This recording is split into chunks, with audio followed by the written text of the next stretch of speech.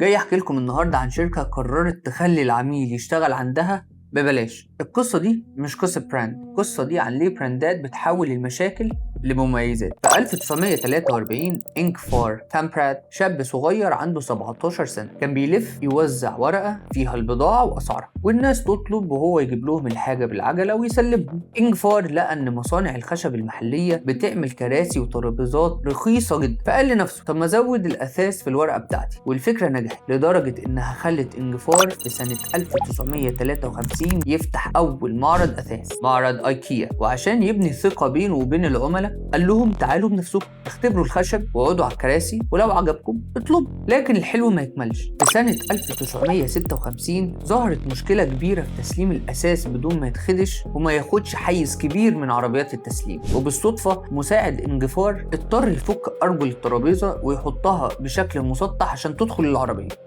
بالنسبة لمعظم شركات الأساس ده كان عيب كبير، لكن بالنسبة لأيكيا دي كانت بداية ميزة، ومن هنا اتولدت فكرة فلات باك. أيكيا ما كانوش بيبيعوا أثاث، لكن كانوا بيبيعوا للعميل إحساس إنه بنى بيته بإيده. والمدهش إن في سنة 2011 العلماء اكتشفوا إن الإنسان بيتمسك بالحاجة أكتر لما يساهم في صنعها، وسموه ذا أيكيا إفكت. أول مرة سمعت القصة دي كنت فاكر إن أيكيا ذكية في إنها بتحاول توفر تكلفة الشحن، لكن بعد ما دورت أكتر اكتشفت إن هم ما كانوش بيحاولوا يحلوا مشكلة، هم كانوا بيحاولوا يخلوا المشكلة جزء من تجربة العميل. والسؤال هنا، إيه الحاجة اللي أنت بتحاول تشيلها مع إنها ممكن تكون السبب في إن الناس تتمسك بيك أكتر؟